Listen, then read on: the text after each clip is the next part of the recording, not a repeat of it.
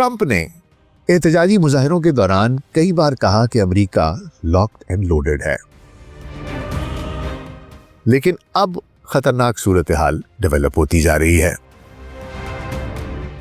Iran को एक तबले जंग है, उनको एक वाज़ेह पैगाम है, उनके लिए खतरे की घंटी है कि जनाब हमने तमाम ऑप्शंस टेबल पर रख दी हैं जिसमें कि आप पर हमला करना भी मौजूद है।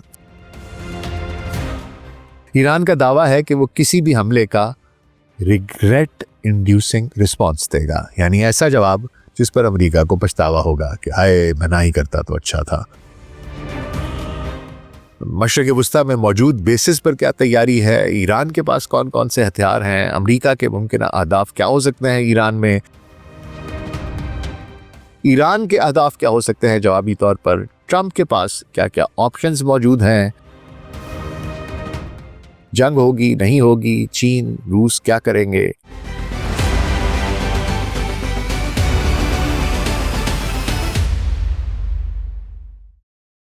ग्लोबल सर्च पॉडकास्ट में डॉक्टर नासिर बेग के साथ अभी खिदमत में हाजिर हैं जी। अस्सलाम वालेकुम।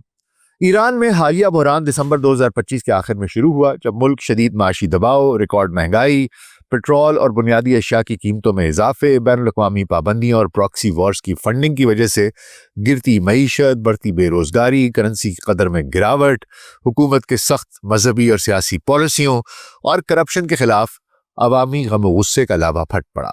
ये एहतजाज 2022 की महंसा अमीनी तहरीक से भी कहीं बड़े पैमाने पर थे और मुल्क के तकरीबन तमाम बड़े छोटे शहरों में फैल गए, जैसे Tehran, Isfahan, Tabrez, Siraj, Mashhad, Ahvaz और इसके अलावा कई दीगर देही इलाकों तक फैले। मुजाहिरीन ने हुकूमत मुखालिफ नारे लगाए, सड़कें ब्लॉक की, बैंकों और सरकारी इमारतों पर हमले किए, सिक्योरिटी फोर्सेस ने इंटरनेट सर्विस मुकम्मल तौर पर बंद कर दी, मुअत्तल कर दी, हज़ारों गिरफ्तारियां हुई, लाइव फायरिंग, झड़पें। ये एहतजाज दिसंबर के आखिर से शुरू होकर जनवरी 2026 के आखिर तक चलते रहे, एक माह तक जारी रहे, लेकिन सख्त क्रैकडाउन की वजह से अब शिद्दत में कमी आ चुकी है। Human rights activist news agency HRANA इस जैसी इंसानी हुकूक की जो अमरीकी तंजीमें हैं, उनके मुताबिक 27 जनवरी 2026 तक कम अज़ कम 6126 मुजाहिरीन और दीगर अफराद हलाक हो चुके हैं, जबकि हज़ारों ज़ख्मी और गिरफ्तारियां अलग हैं। कुछ तखमीनों में मगरबी मीडिया इसको 20,000 से ज़ायद तक भी बता रहा है, जबकि ईरानी हुकूमत ने 30,000 के करीब हलाकतों की तस्दीक की है।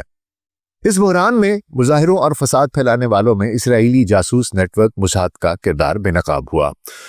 वहीं ये भी इंकशाफ हुआ कि मुसाद के फसादियों ने इलॉन मस्क के स्पेसएक्स की स्टारलिंक सैटेलाइट इंटरनेट का इस्तेमाल किया। हुकूमत ने इंटरनेट बंद करके मुजाहिरों की वीडियोस और खबरें बाहर जाने का तदारुक किया, लेकिन मुजाहिरीन ने स्मगल किए गए स्टारलिंक टर्मिनल्स इस्तेमाल करके फसाद और प्रोपेगेंडा फैलाना जारी रखा। स्पेसएक्स ने ईरान में सर्विस मुफ्त फराहम की, जिसके जरिए बाहर से ऑर्डर्स दिए जाते, अपने बड़ों से, अपने बुजुर्गों से, जो भी इनके हैंडलर्स थे उनसे, ये जितने भी एजेंट्स थे, ये उनसे थ्रू स्टारलिंक अपने अहकामात और अपने ऑर्डर्स ले रहे थे और इसके अलावा झूठी खबरें और प्रोपेगेंडा फैला रहे थे। इस नेटवर्क का ताल्लुक मुसाद और इसराइल से जुड़ता था। इसके बेनकाब होने के बाद मुतअद्दिद गिरफ्तारियां हुई और हालात काबू में आए। मौजूदा हालात में ईरान में खामोशी है, माशी तबाही, रियाल की कदर में रिकॉर्ड गिरावट, जासूसों और फसादियों की खोज, उसके लिए भरपूर निगरानी, छापे, इंटरनेट रिस्ट्रिक्शंस, ये सब बरकरार हैं। ट्रंप ने एहतजाजी मुजाहिरों के दौरान कई बार कहा कि अमेरिका लॉक्ड एंड लोडेड है। उन्होंने धमकी दी कि अगर मुजाहिरीन का बड़े पैमाने पर कत्लेआम हुआ तो अमेरिका मुदाखलत करेगा। मजे का खेज बात यह है कि जिस वक्त ट्रंप ये धमकियां दे रहे थे, मिनियापोलिस में उनकी अपनी बनाई हुई आइस अमरीकी शहरियों के ऊपर बर्बरियत के बहाव ढा रही थी। खैर, उन्होंने ये तो कहा कि जनाब हम लॉक्ड एंड लोडेड हैं, लेकिन बाद में उन्होंने ये भी दावा किया कि ईरान ने यकीन दहानी कराई है कि हलाकतें रोक दी गई हैं, इसलिए कोई बड़ा हमला नहीं किया गया। ट्रंप ने यह भी कहा कि ईरान मज़ाकरात चाहता है। ईरान में हुकूमत ने एहतजाजी मुजाहिरों पर काबू पा लिया, गिरफ्तारियां और इन्वेस्टिगेशंस जारी हैं। मुजाहिरों के उरूज पर अमेरिका और इसराइल ने ईरान पर हमले से गुरेज किया, लेकिन अब खतरनाक सूरत हाल डेवलप होती जा रही है। अमरीकी बहरी बेड़ा USS अब्राहम लिंकन बहरुल काहिल से बहरा अरब में पहुंच चुका है। जिस किस्म के वेपन सिस्टम्स अरेबियन सी और ईरान के इर्द गिर्द जमा किए गए हैं वो बाइसे तशवीश हैं। और यही नहीं, जो मगरबी मीडिया है और ट्रंप, उनका लहजा भी बदला बदला सा महसूस होता है। इसलिए ये लाजिम था कि देखा जाए कि हुजूर हालात किस तरफ को जा रहे हैं, किस डायरेक्शन को जा रहे हैं और किस नहज पे पहुंच सकते हैं। अमेरिका ने कौन कौन से वॉर एसेट्स मशरिक़ वुस्ता में मुंतकिल किए हैं, नेवी, एयरफोर्स, कौन कौन से हथियार हैं, कौन कौन से जहाज़ हैं, कौन कौन से जंगी जहाज़ हैं, मशरिक़ वुस्ता में मौजूद बेसिस पर क्या तैयारी है, ईरान के पास कौन कौन से हथियार हैं, अमेरिका के मुमकिन अहदाफ क्या हो सकते हैं ईरान में, ईरान के अहदाफ क्या हो सकते हैं जवाबी तौर पर, ट्रंप के पास क्या क्या ऑप्शंस मौजूद हैं, जंग होगी नहीं होगी, चीन रूस क्या करेंगे, आज इस सब पर बात करेंगे। तो अगले 10 से 15 मिनट के लिए हुजूर ध्यान ज़रा इधर। और अगर हमारा कंटेंट पसंद आ रहा है तो वीडियो को लाइक और चैनल को सब्सक्राइब कर दीजिएगा। तो आइए आगाज़ करते हैं। गुज़िश्ता बरस जून 2025 में अमेरिका और इसराइल ने मिलकर ऑपरेशन मिडनाइट हैमर किया। इसमें B-2 स्टेल्थ बॉम्बर तैयारों ने ईरान की 3 अहम जौहरी तंसीबात पर, जिसमें नेतन्स, फर्दो और अराक के करीब एक और साइट थी, वहां पर भारी GBU-57 massive ordnance penetrators bunker buster bomb गिराए और टोमाहॉक क्रूज मिसाइल से भी हमला किया। बकौल ट्रंप उस वक्त ईरान को जौहरी हथियार मुकम्मल करने के लिए सिर्फ 1 माह मजीद दरकार था। 1 माह और मिल जाता तो ईरान अपना जौहरी हथियार मुकम्मल कर लेता, लेकिन उनके ऑपरेशन ने अफसूदगी की सलाहियत, सेंट्रीफ्यूजेस और इंफ्रास्ट्रक्चर को बड़े पैमाने पर तबाह कर दिया।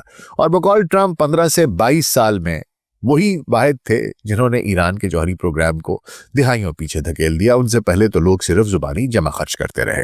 इसके बाद ईरान में ये जो हालिया तारीख के बदतरीन मुजाहरों के बाद खामोशी है।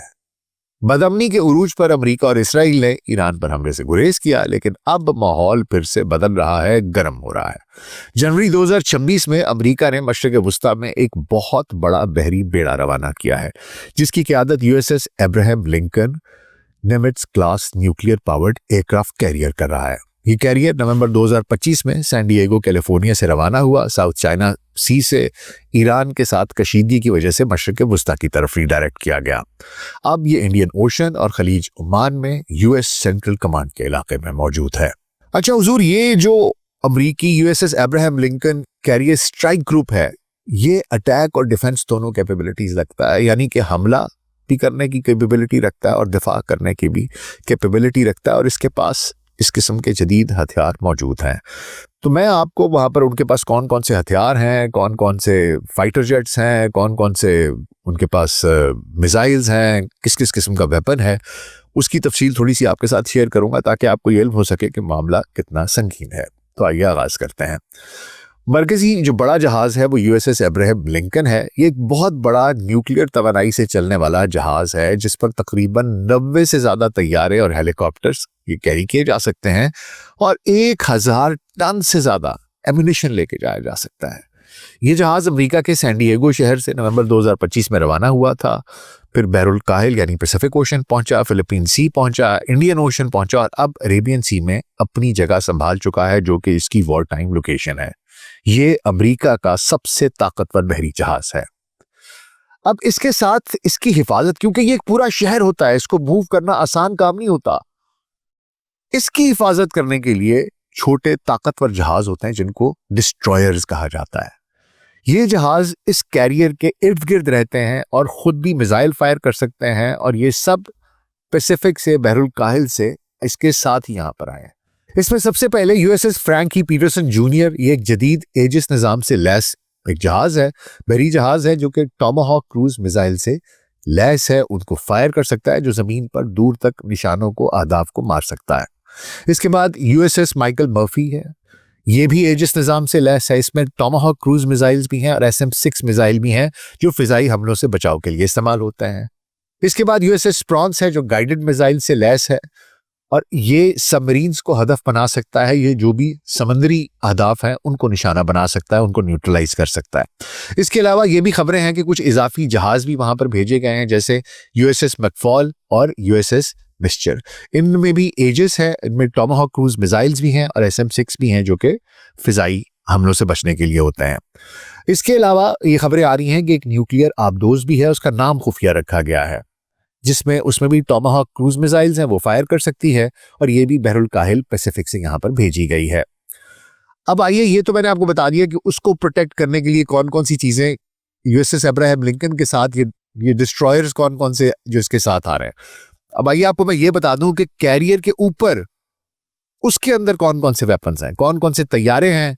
इसमें 3 अहम किस्म के फाइटर जेट्स मौजूद हैं। सबसे पहले F-35C लाइटनिंग 2 है, जो कि स्टेल्थ तैयारे हैं। ये रडार की रेंज में नहीं आते, रडार से छुप जाते हैं, दुश्मन उन्हें देख नहीं सकता। ये ईरान के अंदर डीप अहदाफ को निशाना बनाने के लिए इस्तेमाल हो सकते हैं।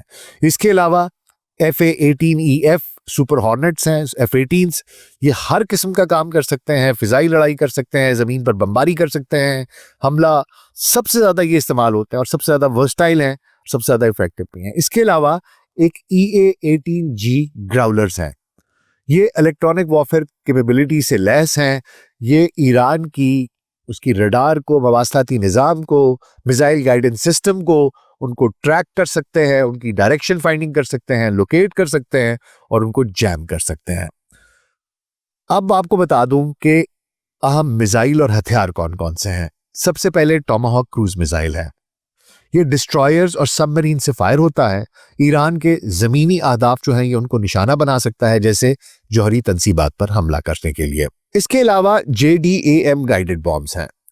ये जेट तैयारों से गिराए जाते हैं, एयर टू ग्राउंड मिसाइल्स हैं और ये बहुत एक्यूरेट होते हैं। इसके अलावा हारपून्स हैं, जो एंटी शिप मिसाइल हैं। ये दुश्मन के बहरी जहाजों को और सबमरीन्स को मारने के लिए इस्तेमाल होते हैं। इसके अलावा SM-6 हैं, जिनको कि स्टैंडर्ड मिसाइल 6 कहा जाता है, जो फिजाई हमलों से बचाव के लिए इस्तेमाल होते हैं। ये तो आपको मैंने बता दिया कि यूएसएस जो अब्राहम लिंकन है वो हो गया, उसके इर्द गिर्द जो उसके डिस्ट्रॉयर्स हैं वो हो गए, और जो आपका अब्राहम लिंकन है उसके ऊपर कौन कौन से जंगी जहाज मौजूद हैं, कौन कौन से मिसाइल मौजूद हैं, ये मैंने आपको सारा आर्सेनल उसका बता दिया। इसके अलावा खित्ते में मौजूद दीगर अमरीकी हथियार भी हैं, उनकी जमीनी और हवाई बेसिस हैं, वहां पर कौन कौन से हथियार हैं। सबसे पहले जनाब वहां पर F-15E स्ट्राइक ईगल्स, ये बरतानिया की एक एयरबेस से उर्दन मुंतकिल किए गए हैं और ये जेरे जमीन अहदाफ तक को निशाना बना सकते हैं। इसके अलावा KC-135 स्ट्रैटो टैंकर तैयारे हैं, जो जेट तैयारों में दौरान परवाज ईंधन भरने के काम आते हैं, एयर रिफ्यूलिंग एयरक्राफ्ट है। इसके अलावा MQ-9 रीपर ड्रोन्स हैं, ये मुत्तहदा अरब अमारात के अल जफरा एयरबेस से निगरानी और हमला दोनों कर सकते हैं, सर्वेलेंस भी और अटैक भी। इसके अलावा RC-135W रिवेट जॉइंट तैयारा, ये कतर में मौजूद है। ये क्या, ये भी इलेक्ट्रॉनिक वॉरफेयर का तैयारा है, जो ईरान के मवासलाती और रडार की निगरानी करता है, उनकी सर्वेलेंस करता है, उनकी डायरेक्शन फाइंडिंग, लोकेशन फाइंडिंग करता है और उनको जैम करने की भी सलाहियत रखता है। इसके बाद थर्ड है, ये मिसाइल प्रोटेक्शन सिस्टम है, जो कि मिसाइलों से आपको बचाता है। ये इसराइल और मुत्तहदा अरब अमारात में ईरान के बैलिस्टिक मिसाइलों को रोकने के लिए लगाया गया है। और सिर्फ यही नहीं है, इसके अलावा आपने पैट्रियट का नाम सुना होगा कि जी ये मिसाइलों को रोकता है, तो पैट्रियट PAC-3 जो है, ये मिसाइल दिफाई निज़ाम, ये भी वहाँ पर मौजूद है और ये कतर, कुवैत और उर्दन में कम और दरमियाने फासले के जो मिसाइल हैं उनसे बचाव के लिए नस्ब किया गया है। ये तमाम हथियार जो मैंने आपको बताए हैं, ये ईरान में अंदर तक अहदाफ को निशाना बनाने, फिजाई बरतरी कायम करने, क्रूज मिसाइलों से दर्जनों टारगेट्स बैक वक्त निशाना बनाने, बहरी नाकाबंदी, ईरानी बैलिस्टिक मिसाइल और ड्रोन हमलों का जवाब देने और इलाकाई इत्तेहादियों की हिफाजत करने की सलाहियत रखते हैं। जहां अमेरिका की स्टेल्थ टेक्नोलॉजी, इलेक्ट्रॉनिक वॉरफेयर और मिसाइल ईरान के S-300, बावार 373 जैसे एयर डिफेंस सिस्टम्स को निशाना बनाकर कमजोर कर सकते हैं। वहीं ईरान की प्रॉक्सी ग्रुप्स हिजबुल्ला, हौसी, इराकी मिलिशियास अमेरिका और इत्तेहादियों की बेसिस पर हमला करके इलाके को बड़ी जंग में धकेल भी सकते हैं। तेल की सप्लाई मुतासर हो सकती है और कीमतें तेल की हो सकता है छत फाड़ कर निकल जाएं। और अमेरिका ने ये तमाम के तमाम हथियार, बहरी जहाज, जंगी जहाज, missile, drones, electronic warfare, air refuelling, ये सब कुछ वहां पर भेजकर इस पे भी इक्तफा नहीं किया।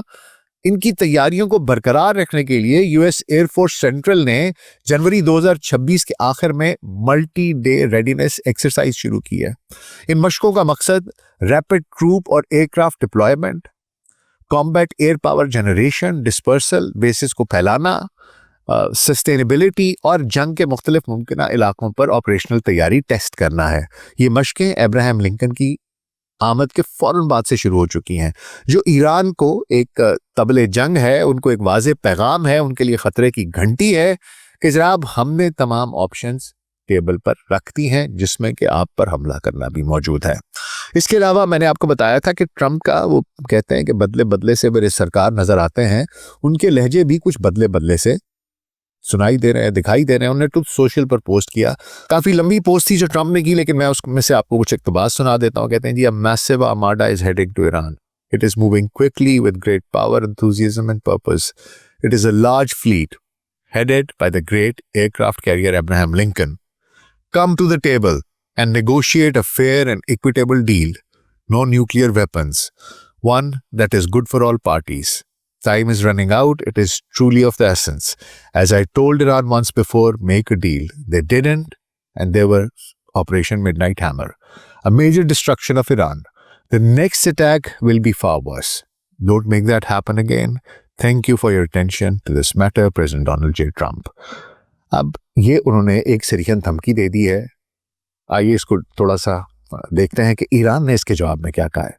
ईरानी कायदीन का रद्द अमल जी बहुत शदीद है और सख्त है। वो कहते हैं कि धमकियों और नाजायज़ मुतालबात की फ़िज़ा में किसी किस्म के मुज़ाकरात नहीं होंगे। मुज़ाकरात धमकियों से नहीं, पुरअमन माहौल में ही हो सकते हैं। ईरानी मसाजिद में जो इमाम हैं, उन्होंने जुमे के खुतबों में कहा कि अमेरिका के खित्ते में $1 ट्रिलियन की सरमायाकारी हमारे मिसाइलों के निशाने पर है। इसके अलावा तेहरान के रेवोल्यूशन स्क्वायर में एक बहुत बड़ा म्यूरल बनाया गया जिसमें अमरीकी वॉरशिप पर ईरानी जेट्स हमला कर रहे हैं। ईरान का दावा है कि वो किसी भी हमले का रिग्रेट इंड्यूसिंग रिस्पॉन्स देगा, यानी ऐसा जवाब जिस पर अमेरिका को पछतावा होगा कि हाय मैं ना ही करता तो अच्छा था, और खित्ते को गैर मुस्तहकम कर देगा।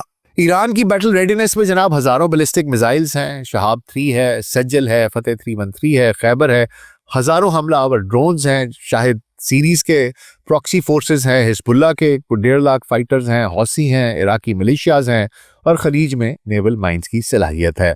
कमज़ोरियाँ पुरानी एयरफोर्स है, 14 टॉमकैट्स हैं, जदीद फ़िज़ाई डिफेंस की कमी है, पाबंदियों से तबाह मईशत है, जौहरी प्रोग्राम कमज़ोर है, बड़े पैमाने पर स्टेल्थ फ़िज़ाई हमलों का सामना करने में दुश्वारी हो सकती है, और अंदरूनी एहतजाजी मुजाहिरों ने रजीम को कमज़ोर भी किया हुआ है। क्या ऐसे में रूस और चीन इसकी मदद के लिए आएंगे? रूस और चीन बराह रास्त फौजी मुदाखलत नहीं करेंगे क्योंकि अमेरिका से बराह रास्त जंग का खतरा ज़्यादा है, लेकिन सफारती, सियासी इमदाद, इंटेलिजेंस शेयरिंग और महदूद हथियारों की सप्लाई देंगे।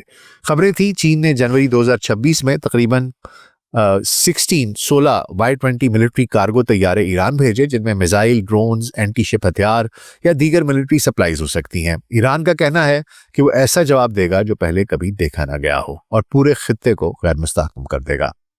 आइए देख लेते हैं कि अगर अमेरिका को हमला करना पड़ता है, अहदाफ क्या क्या हो सकते हैं ईरान के अंदर। सबसे पहले RIGC या इस्लामी इनकलाब गार्ड कोर को निशाना बनाया जा सकता है। ईरान का सबसे ताकतवर फौजी ग्रुप है जिसकी तादाद तकरीबन 1.25 लाख से ज़्यादा है, जिसके दारुल हुकूमत और पूरे मुल्क में अड्डे हैं, उनका पूरा नेटवर्क है, होल्ड है ईरान पर। इसके अलावा ईरान के जौहरी और मिसाइल प्रोग्रामों से मुंसलिक अहदाफ को निशाना बनाया जा सकता है, जैसा कि उन्होंने गुज़िश्ता जून में ऑपरेशन मिडनाइट हैमर में किया था। तीसरा, इक्तसादी अहदाफ, तेल और गैस की सहूलियात जो मुल्क के पहले से गिरती हुई मईशत के लिए बेहद ज़रूरी हैं, उनको निशाना बनाया जा सकता है। चौथा, सुप्रीम लीडर आयतुल्लाह खामनाई और दीगर आला क़यादत को निशाना बनाया जा सकता है, अगरचे इसका इम्कान बहुत कम है। अगर ट्रंप इजाज़त देते हैं तो इसके क्या नताइज होंगे। खबरों के मुताबिक ईरान इन तमाम ऑप्शंस के लिए तैयार है। सुप्रीम लीडर अपना जानशीन मुकर्रर कर चुके हैं। इसके अलावा ईरान के पास भी ऑप्शंस हैं। ईरान अपनी प्रॉक्सीज को जवाबी हमला करने का हुक्म दे सकता है, जैसे यमन में हौसी। उन्होंने हाल ही में एक वीडियो जारी की है जिसमें बहरा अहमर की राहदारी में जहाज़ों पर मजीद हमलों की वार्निंग दी गई है। ताहम ज़्यादा इम्कान यह है कि खलीज में अमरीकी इत्तेहादियों को निशाना बनाया जा सकता है, जिससे तेल की कीमतें आसमान को छू सकती हैं, जो पूरी दुनिया को मुतासर करेगा। ईरान के पड़ोसी ममालिक का उनका मौक़िफ़ भी इंतहाई अहम है। सऊदी अरब और मुत्तहिदा अरब अमारात ने वाज़ेह तौर पर यह कह दिया है कि वो अमेरिका के किसी भी हमले में मदद नहीं करेंगे, ना ही अपनी एयर स्पेस इस्तेमाल होने देंगे, क्योंकि ये उनकी अपनी सलामती के लिए ख़तरा है और ईरान के प्रॉक्सी हमलों का सामना करना पड़ सकता है। तुर्की ने भी अमेरिकी हमलों की मुखालफत की है, कहा है कि यह गलत है और ईरान मुज़ाकरात के लिए तैयार है। तुर्की ने सरहद पर बफर जोन की तैयारियां भी शुरू कर दी हैं कि अगर रजीम गिर जाए, इस्लामिक रजीम, तो महाजरीन या अफरा तफरी का सामना न करना पड़े। ईरान ने सऊदी अरब, यूएई और तुर्की को खबरदार किया है कि अगर अमेरिका हमला करे तो उन ममालिक में मौजूद अमरीकी बेसिस पर भी हमला किया जाएगा। फसाद की असल जड़ इसराइल, उसको भी निशाना बनाया जा सकता है। खबरें हैं कि इस माह के शुरू में जब मुजाहिरे उरूज पर थे, अमेरिका ने ईरान पर हमला इसराइल के कहने पर मुलतवी किया। क्यों? आप भी हैरान होंगे, इसराइल कहे ईरान पर हमला ना करो।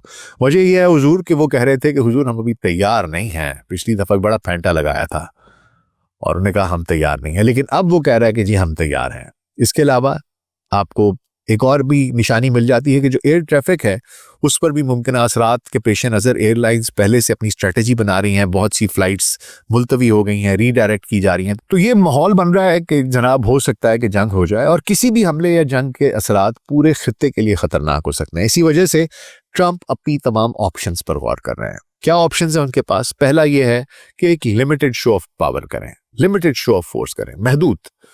क्योंकि ट्रंप एक छोटा सा हमला करके, जैसे एक फौजी बेस पर, कमांड सेंटर पर, आईआरजीसी की सहूलत पर अपना पैगाम दे दें, ये ट्रंप को एक हेडलाइन भी दे देगा और एक्शन का क्रेडिट भी दे देगा, लेकिन ईरान के जौहरी प्रोग्राम या रजीम को रोक नहीं पाएगा। ईरान का जवाब भी महदूद मिसाइल या ड्रोन से हो सकता है, लेकिन फिर भी कशीदगी बरकरार रहेगी और हो सकता है बढ़ने के इम्कान भी हों। दूसरी ऑप्शन यह है कि एक मेजर एस्केलेशन करे, फुल स्केल, पूरा फुल ब्लडेड ऑपरेशन करें, एक मेजर एस्केलेशन करें।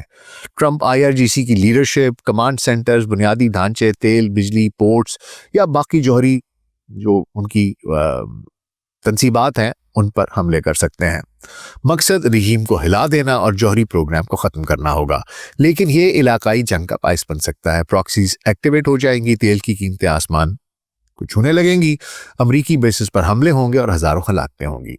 तीसरी ऑप्शन जनाब यह है कि डायलॉग किया जाए, pressure without any major attack, फौजी आर्माडा बरकरार रखते हुए मुज़ाकरात की कोशिश की जाए, पाबंदियां सख्त की जाएं, लेकिन ये तवील खेल है जिसके लिए सब्र तहम्मुल की ज़रूरत है और ट्रंप उनकी ये तबीयत का खासा नहीं है। खैर, ईरान के साथ अगर मुआहदे की सूरत होती है तो 3 मुमकिन शराइत हो सकती हैं। पहला, अफजूद शुदा यूरेनियम को हमेशा के लिए तल्फ करना या मुंतकिल करना। दूसरा, तवील फासले तक मार करने वाले मिसाइलों से दस्तबरदार होना। तीसरा, मुस्तकबिल में जौहरी अफसूदगी पर पाबंदी। ये तमाम चीजें हो सकती हैं अगर मुआहदा होता है, लेकिन ट्रंप ये मुआहदा एक बहुत बड़ी बंदूक के दूसरे सिरे पर रखकर पेश कर रहे हैं और ईरानियों को ये पसंद नहीं है। वो कहते हैं हुजूर बात करनी है तो बंदूक हटाओ, बैठकर बात करते हैं। अमन के पुरअमन माहौल में ये हमें धमकियां वमकियां मत दो, बातचीत करनी है तो बैठो बात कर लेते हैं। और अमेरिका, उसका ये तर्ज अमल नहीं और ट्रंप का तो बिल्कुल भी नहीं। तो हुजूर सूरत हाल बड़ी गैर यकीनी है। ट्रंप की हिकमत अमली अक्सर जबिल्लत पर मबनी होती है, इंस्टिंक्टिव होती है। सुबह उठ के वो क्या करेंगे पूरी दुनिया में कोई नहीं जानता। इसलिए ऐसे हालात में जबकि आपका पूरा आर्माडा, पूरे का पूरे जंगी जहाज, बहरी जहाज, आपके मिसाइल, आपके ड्रोन्स, आपके इलेक्ट्रॉनिक वॉरफेयर के एसेट्स, आपकी न्यूक्लियर सबमरीन्स, आपके कैरियर्स, सब कुछ अपनी जगह पर मौजूद है और सिर्फ ये देखना है कि आपने ऑर्डर क्या देना है और कब देना है। और ट्रंप जैसा ट्रिगर हैप्पी आदमी, totally who lives on his instincts, ऐसे में ये सूरत हाल कितनी खतरनाक है इसका अंदाजा आप कर सकते हैं। कहानी क्या रुख इख्तियार करती है, जंग होगी नहीं होगी, अगर मैं आपको अपने 2 सेंट्स दूं तो मेरा अपना ये ख्याल है कि ये प्रेशर टैक्टिक्स हैं। ईरान को टेबल पर लाने के लिए, उसको इस बात पर मजबूर करने के लिए कि वो अपने न्यूक्लियर एसेट्स जो हैं उनको वो तल्फ कर दे और उसके बाद आगे कभी इस किस्म की कोई कैपेबिलिटी हासिल ना करे, अपने लॉन्ग रेंज मिसाइल्स जो हैं उनको भी तल्फ कर दे और उनको दोबारा से मत हासिल करे, ताकि इसराइल जो है वो महफूज रहे। और this is all what is going to happen. मेरा अपना ये ख्याल है कि जंग होगी नहीं, लेकिन कहानी क्योंकि इस नहज पर पहुंच चुकी है, कुछ भी हो सकता है। आपका इस बारे में क्या ख्याल है मुझे कमेंट्स में ज़रूर बताइएगा। अपना ख्याल रखिएगा। शुक्रिया।